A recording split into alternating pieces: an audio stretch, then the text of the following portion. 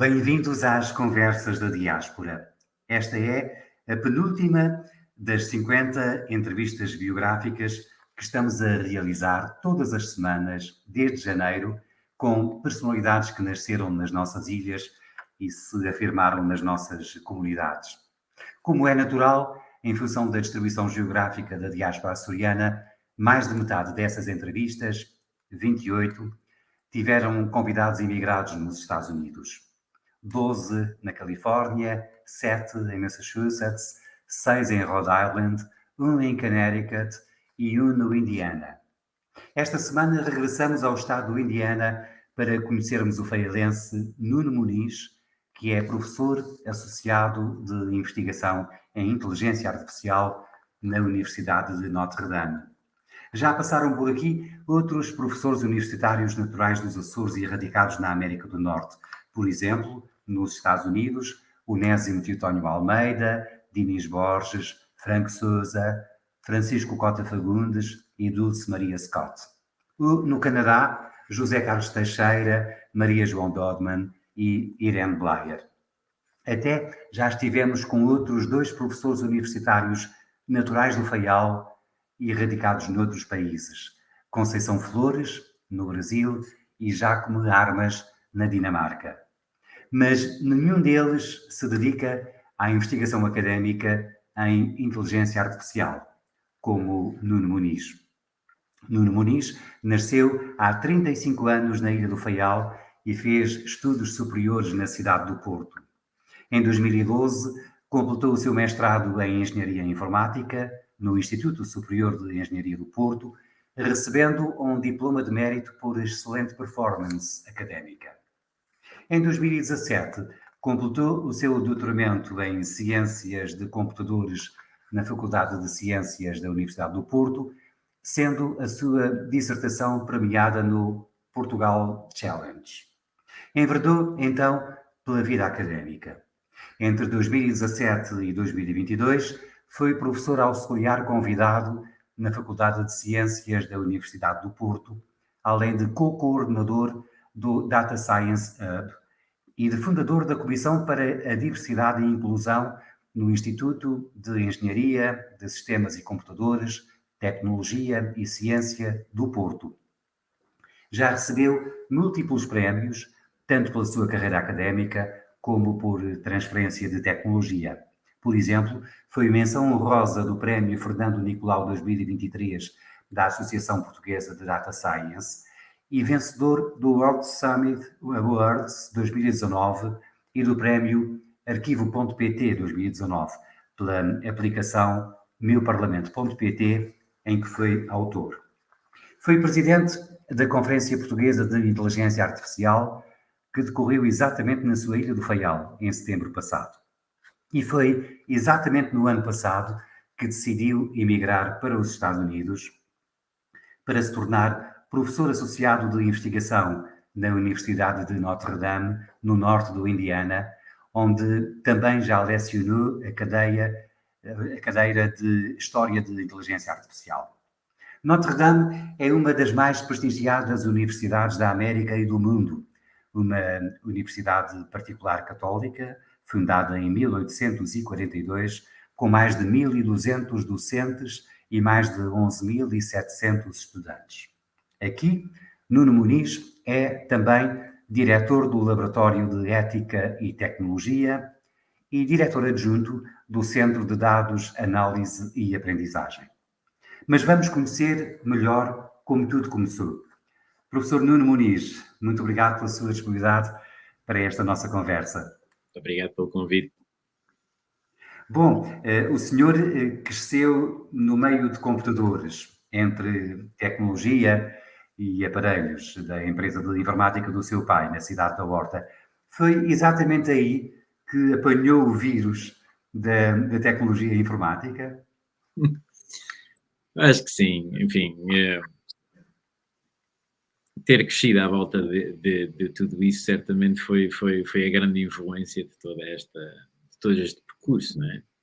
Enfim, nessa altura de uma forma muito diferente do que hoje, mas é daquelas coisas que, enfim, que acabam por determinar o nosso interesse e até curiosidade, diria, sobre como é que tudo isso funciona e depois também um bocadinho apanhar aquela boleia de todo o crescimento do computador pessoal aparecer nas casas de todas as pessoas e até a dar aquela ajudazinha quando qualquer coisa não funciona muito bem.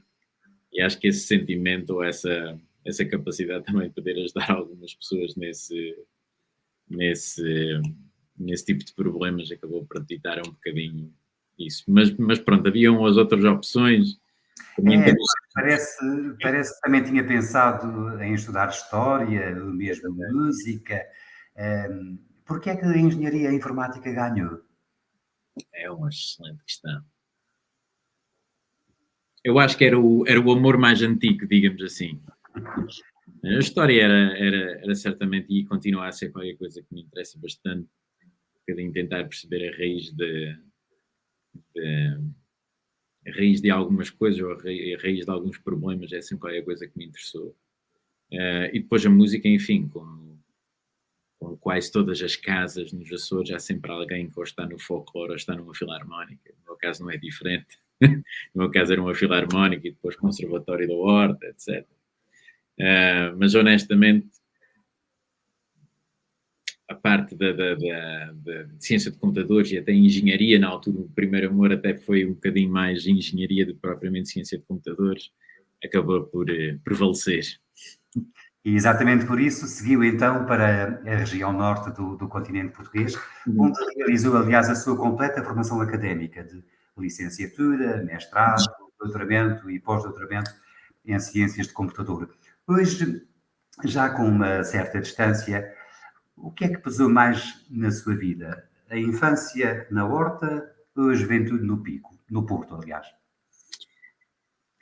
São sempre coisas diferentes, não é? Acho que influenciaram de maneiras diferentes, mas certamente a infância no Faial. Acho que, apesar de tudo, são daquelas coisas que acabam por determinar uma boa parte da matriz de quem somos, que tipo de saudades é que temos, ou de saudades de que coisas é que temos. Isso acaba por influenciar sempre. Agora, como é óbvio, o Porto tem sempre um carinho enorme e eu considero o Porto como uma segunda casa, porque eu passei, bem, literalmente metade da minha vida lá. Foi quase 18 anos de um lado, 18 anos no outro. Mas sim, grande parte das saudades, ou até daquela imagética que muitas vezes vem da saudade, acaba por ser relacionado com a maresia. E agora que está oficialmente imigrado, digamos assim, que tipo de coisas sente saudades quando pensa na sua primeira casa? Linguiça. Linguiça. Eu até já mandei, já mandei várias encomendas, agora já não me recordo o nome, senão teria todo o gosto em dizer, uma online store, acho que em Rhode Island, que vende produtos dos Açores. Portugal e a Marketplace. Acho que é isso, exatamente. Exatamente. É, publicidade, mas é de um açoriano. De uma mas, família. sim, e é daquelas coisas, pronto, enfim. Para quem não está, vamos dizer, quem não tem o Little Portugal de São José, ou tem a comunidade em Newark, ou tem o Portugal Marketplace em Boston, ter esse tipo de coisas é fundamental. Tem sido muito importante para nós, para a minha família, ter um bocadinho de casa a partir daí. E provavelmente só se dá verdadeiro valor a determinadas coisas quando as perdemos ou quando elas ficam mais distantes, como é o caso, não é? Certamente. E aqui tem sido um belo caso disso. Até coisas que às vezes damos assim um bocadinho garantidas, como o nosso belo bacalhau. A pessoa sente assim uma saudade muito grande. Mas pronto. E tem um sabor diferente, certamente. Bom, a sua carreira académica parecia ser bem sucedida e muito promissora na Faculdade de Ciências da Universidade do Porto e também no Instituto de Engenharia de Sistemas e Computadores, Tecnologia e Ciências do Porto. Então, por que é que decidiu deixar Portugal e emigrar para os Estados Unidos? Para começar, eu na verdade nunca tive a intenção de seguir muitos estudos. A minha ideia era ser programador. Acho que foi a revista Visão, por volta de 2003 ou 2004, publicou um artigo em que dizia que basicamente programadores seriam essencialmente um trabalho que não acabaria. Enfim, haveria uma necessidade tão grande. Na minha cabeça, aquilo que eu tinha de fazer era acabar o meu curso o mais rápido possível para ser programador. Eu tive muita sorte em conhecer pessoas que mudaram esse rumo, ou melhor, mostraram-me coisas que eu não conhecia. Enfim, eu não sou próprio. O meu irmão também foi à minha frente, estudámos na mesma instituição, mas ele foi antes de mim, de certa maneira, criando este segundo amor pelo Porto. Mas depois de ter passado para o mestrado, também devido à alteração com Bolonha, acabou por me permitir conhecer pessoas que, a certa altura, fizeram a pergunta sobre e se fores para doutoramento? Que é qualquer coisa que eu, até essa altura em que me perguntaram, nunca tal tinha pensado. E eu acho que isso pôs-me numa rota, não é? De continuar esse percurso, de conhecer mais pessoas e principalmente conhecer outras realidades. Na minha área, acho que isto muda muito consoante a área, mas na minha área, essencialmente, o nosso trabalho é feito a nível internacional, ou seja, não existem referências de renome, digamos assim, internacional, a nível de Portugal, portanto, nós competimos com toda a gente a nível internacional e colaboramos com toda a gente a nível internacional. E pronto, e ao ver outras situações e outras possibilidades, e ao fim de 5 anos em Portugal, e de alguns anos da minha querida esposa a perguntar-me se não valeria a pena fazer um investimento de passar uns anos fora do país, lá acabámos por pensar um bocadinho mais a fundo nisso. E pronto, e essencialmente decidir que valeria a pena fazer essa aposta. E valeu a pena, certamente. Mas a verdade é que, em vez de emigrar para os principais destinos da diáspora açoriana, na Califórnia, no Massachusetts, preferiu estabelecer-se no estado do Indiana. Foi a Universidade de Notre Dame que o convenceu? Então, sim, não bem a universidade, mas um dos professores que é meu colega. Então, um professor cá na universidade, que é bastante renome na minha área, o Nitesh Chavla, que é diretor do centro onde eu trabalho, e ele, na verdade, era uma das minhas cartas de recomendação no meu processo de procura. Na verdade, estava para ir para Boston, já tinha quase contrato assinado e tudo, mas este meu colega, a certa altura, perguntou-me se no lugar de ir para Boston, já que estava neste processo, não preferia vir para cá. E no fim de contas foi uma questão de condições. Tinha a ver com aquilo que era a minha ambição, digamos assim, sobre a nível do que fazer, do que eu queria fazer a nível académico. E eu queria independência, queria condições para poder criar um programa de investigação próprio, de fazer colaborações de larga banda. E esta era a situação que me permitia fazer isso com maior número, com melhores condições. É investigador e docente da Universidade de Notre Dame apenas há cerca de 1 ano e já é diretor do seu laboratório de ética e tecnologia e já é diretor adjunto do seu centro de dados, análise e aprendizagem. Qual é exatamente o segredo dessa tão rápida adaptação e afirmação, quer no Porto, quer, sobretudo, agora no Indiana? Uma excelente questão.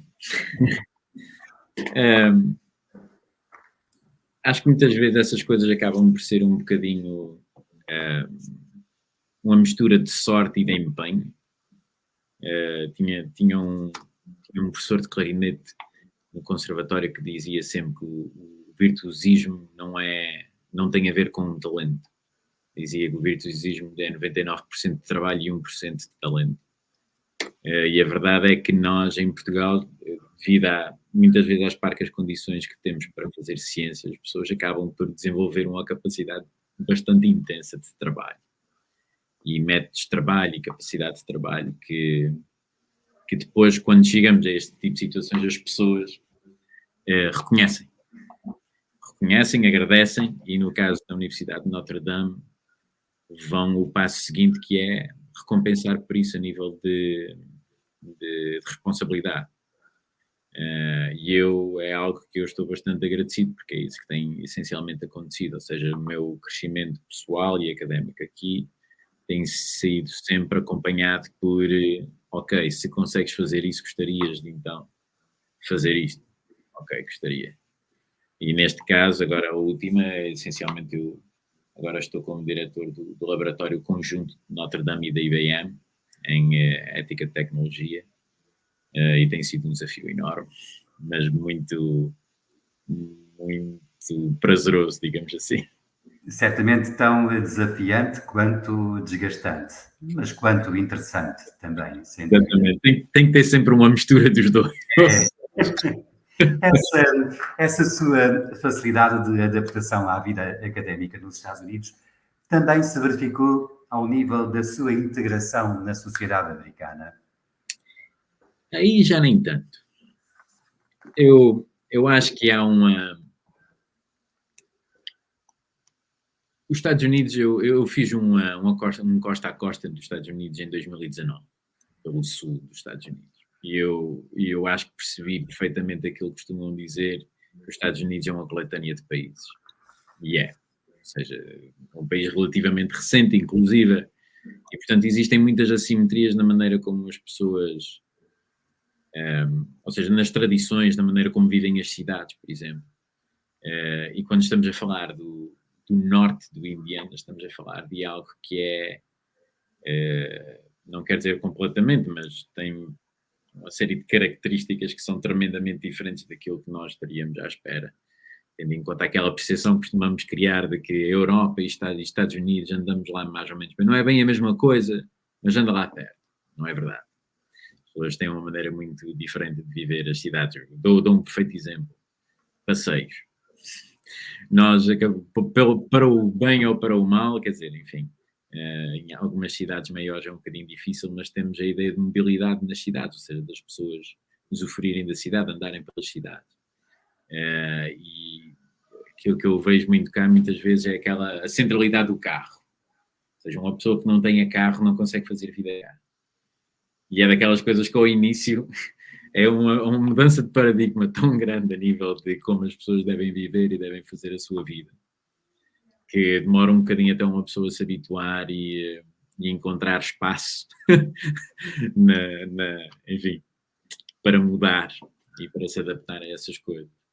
E então, no seu caso, vivendo no norte do Indiana, presumo que não conviva com outros portugueses e muito menos com outros açorianos. A esposa e o filho, creio que de 3 anos de idade, são a sua única ligação à sua terra? Sim, embora acho que é nestas alturas que nós viramos um bocadinho para o luso-tropical. Na verdade, temos criado uma rede de amigos e de pessoas que acabam por partilhar muitos momentos entre portugueses e brasileiros, que acaba um bocadinho por atenuar toda essa questão de maior saudade, digamos assim. É uma oportunidade de falarmos na mesma língua e acabar por partilhar alguma parte cultural, que acaba sempre a ajudar. Mas o indiano não é propriamente um estado conhecido pela sua fervorosa comunidade açoriana. Creio que existem algumas coisas mais a sul, naquela zona nos arredores de Indianápolis. Mas pronto, mas nada de muito particular cá. E quando se é açoriano nessa América profunda, de que é que se sente mais falta em relação aos Açores? Tirando agora a questão da linguiça. O que é que tem mais saudades? Eu acho que é o modo de vida, essencialmente. E isso é qualquer coisa que já mesmo a viver no Porto tinha sempre saudades. Era aquilo. Eu já não sei a quem é que estou a roubar esta frase, mas há uma frase que é: casa é onde se pendura a cabeça. E acho que até hoje, mesmo vivendo metade da minha vida no Porto, os Açores e o Faial, quer dizer, o Faial particularmente sempre teve esse impacto. Quando as rodas batem no chão é como se uma pessoa tirasse a cabeça e pendurasse no bengaleiro. Ok, agora fica aí a descansar. E acho que isso é a maior saudade, digamos assim. Enfim, para além de toda a história e família e amigos de infância e todas essas coisas e todos aqueles lugares comuns que uma pessoa só tem vivendo aí. No fundo, aquela sensação de estar em casa, o sentimento de pertença. Estar Exatamente, com Deus. sim. Bom, já estava a viver nos Estados Unidos quando foi convidado para presidir a Conferência Portuguesa de Inteligência Artificial, que decorreu em setembro no Faial. Teve para si um especial significado regressar à sua ilha nessas circunstâncias específicas? Sem dúvida. Eu acho que às vezes é só uma questão de esticar aquilo que nós achamos que é possível.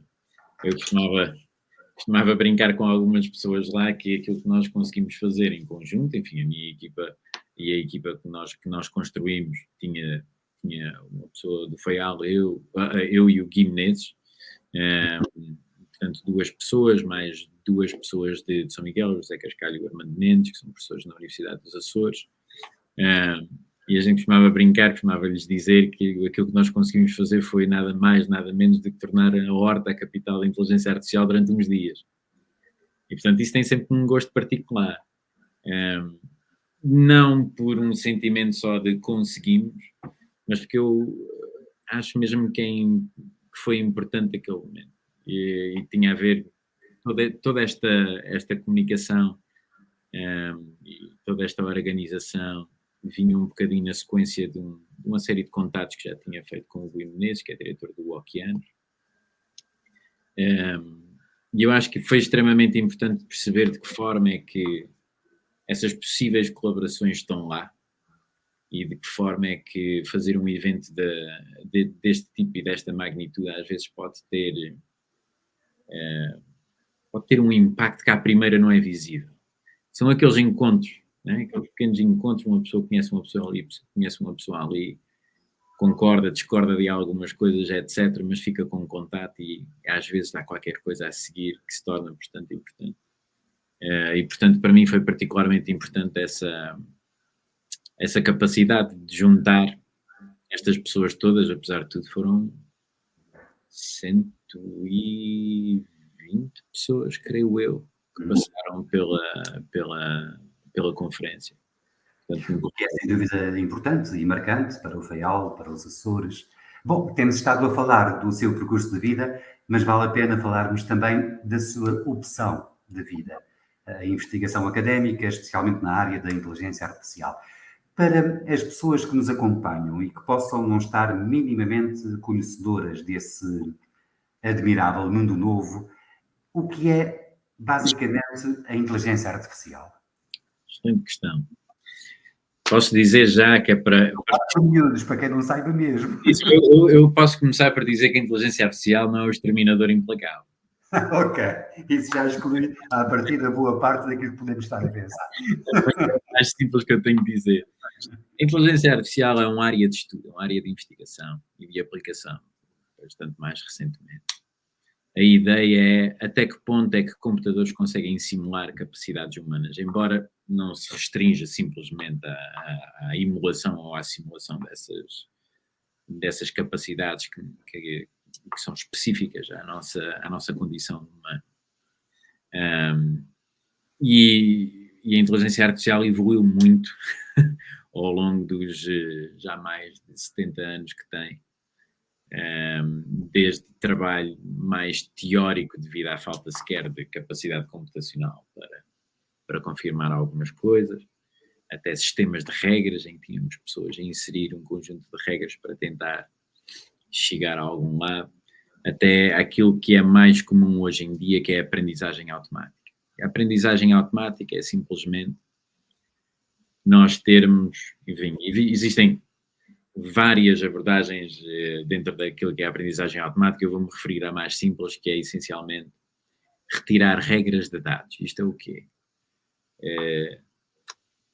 Partindo da ideia que para cada ação existe uma reação, ou seja, se qualquer coisa aconteceu com esta descrição, levou a este resultado, trata-se de acumular informação suficiente sobre estes acontecimentos para depois derivar como uma generalização, de forma a conseguirmos olhar para aquilo que é a descrição das coisas, o seu resultado final e tentar criar algo que faz um mapeamento de uma para a outra. E esse... E no seu caso, o que é que tanto o fascina na inteligência artificial ao ponto de decidir dedicar a ela a sua vida académica? Foi uma evolução, portanto, eu, como disse, eu comecei com programação, era o centro e, portanto, não era necessariamente inteligência artificial. Eu acho que o meu interesse por inteligência artificial começou com o mestrado, quando comecei a pensar em como é que as coisas poderiam ser automatizadas. Enfim, algumas cadeiras, algumas disciplinas, não é, na universidade que me abriram a mente para isso. E uma das coisas que mais me fascina portanto, duas diria assim. Primeiro tem a ver com de que forma é que nós podemos utilizar a tecnologia para melhorar as nossas vidas. E a inteligência artificial aí pode ter certamente um impacto muito grande. E como tudo na vida, existe uma certa dualidade que é outra coisa. Que me interessa é de que forma é que esta utilização da tecnologia pode ter impactos societais que não são os mais desejados. E, portanto, a minha carreira académica é feita de uma dualidade em permanente conflito, que é como é que nós podemos desenvolver trabalho na área da inteligência artificial que possa ajudar a resolver problemas difíceis, principalmente aqueles que têm impacto societal, e do outro lado, de que forma é que esse trabalho não vai ou criar novos problemas ou assoberbar aqueles que já existem. Mas a questão é exatamente essa. Enquanto diretor do laboratório da Universidade de Notre Dame, que associa a ética à tecnologia, quais serão, na sua opinião, os limites ao desenvolvimento da inteligência artificial? Essa é a questão importante, principalmente quando a nível internacional aquilo que tem sido os recentes acontecimentos é essencialmente a nível de regulamentação e legislação. Opinião muito própria, esses limites têm de ser decididos por nós enquanto sociedade. E eu sei que isto é assim um bocadinho fantasioso, mas aquilo que eu quero dizer é, existe uma limitação muito grande neste momento de uma pessoa comum, e eu quando digo pessoa comum é pessoa que não tem necessariamente um treino ou que percebe como funciona a inteligência artificial ou os seus limites. E, essencialmente, um conhecimento mínimo para participar na discussão sobre as suas capacidades e os seus perigos. E nós temos que mudar isso. Porque da forma que a utilização, o desenho, desenvolvimento e a utilização da inteligência artificial está a evoluir, vai necessariamente, aliás, já requer, mas vai cada vez mais requerer que as pessoas tomem algumas decisões sobre o que é que permitiriam a nível de utilização de inteligência artificial. Se permitimos que decisões sobre subsídios sejam feitas automaticamente. Porque o que nós sabemos internacionalmente é que todas essas experiências têm corrido muito mal. Uhum. Se queremos que decisões a nível governamental sejam automatizadas, depois vem a questão de quem é que toma a responsabilidade quando elas correm mal. Enfim, acho que aquilo que é fantástico na altura em que a gente vive a nível de inteligência artificial é que cresceu a tal nível a sua aplicação que neste momento nós temos inteligência artificial e a sua interação connosco a um nível enormíssimo. Nós estamos completamente entrosados e totalmente ou permanentemente em contacto com sistemas que têm inteligência artificial. E a um nível provavelmente impensável há uns anos atrás. Aliás, em matéria de inteligência artificial, provavelmente, quanto mais se conhece, mais nos falta conhecer. Quais são, então, os grandes desafios que se colocam no próximo futuro? Eu acho que é este. Eu acho, sinceramente, que é este. Isto é como um jogo em que não há regras sobre como o jogar. E neste momento aquilo que nós temos é de certa forma um vazio em quais são os limites da utilização destas tecnologias, e isso tem que acabar rapidamente. Isso está a ter já uma série de impactos a nível societais. E a questão, o que mais me preocupa, e daí o meu trabalho com o laboratório da IBM cá na universidade ser tão interessante, existem imensas coisas que já estão a acontecer e que nós sabemos sobre a utilização disto. discriminações raciais, segregação, uma série de problemas, os sistemas de reconhecimento facial a reconhecerem pessoas de crimes ou que estavam em sítios que afinal não estavam e acabam presas durante dias até se resolver o assunto. Toda uma panóplia de assuntos que enfim, que merecem bastante reflexão a nível societal, não é só de quem percebe como esta tecnologia funciona. Aquilo que me preocupa mais é impactos a nível médio e longo prazo, como na educação, por exemplo. Uhum. De que forma é que a interação com sistemas de inteligência artificial poderá moldar a forma como se aprende ou se como adquire conhecimento e o que é que isso significa para os sistemas de educação? Ou de que forma é que nós utilizamos estes sistemas a nível de saúde para uma série de casos de uso que têm implicações diretas nas pessoas. E isso é qualquer coisa que não me deixa acordar à noite porque a minha criança faz isso, mas é daquelas coisas que me ocupa grande parte do dia em termos de trabalho. Imagino que sim. Professor, agora que o nosso tempo terminou, permita-me uma última pergunta, porventura pouco inteligente e muito artificial. Considera-se definitivamente imigrado nos Estados Unidos? Pondera, porventura, vir um dia a trabalhar em Portugal e depois a descansar nos Açores? É um sentimento muito estranho que eu imagino que muita gente na minha situação tem. Eu não vim para cá novo, não é? Vim por causa de trabalho e por causa das possibilidades que o país oferece. E, portanto, acho que na minha cabeça há sempre um pé que fica atrás. Nunca, pelo menos por enquanto, não é? É sempre qualquer coisa que está lá a dizer a qualquer momento, se quiseres, podes voltar. Mas, enfim, aquilo que também sei é que é uma reação completamente normal e as pessoas que imigram por causa de trabalho, mas tendo imensa família que fez esse trajeto de uma forma completamente diferente, enfim, não se aproxima sequer a esse sentimento de pertença. Eu ainda me sinto como se tivesse um pé atrás em Portugal. Aí está um dilema que a inteligência artificial provavelmente não consegue ajudar a resolver. Este não resolve. Aí sim, estamos a falar de inteligência emocional. Exato. Dr. Nuno Muniz, muito obrigado pela sua entrevista e, sobretudo, muitas felicidades para o seu futuro. Muito obrigado pelo convite, tudo bom. Obrigado igualmente. Bom, e na próxima semana voltaremos aqui para a 50ª e última entrevista biográfica das Conversas da Diáspora. Ficaremos, como sempre, a contar com a sua companhia.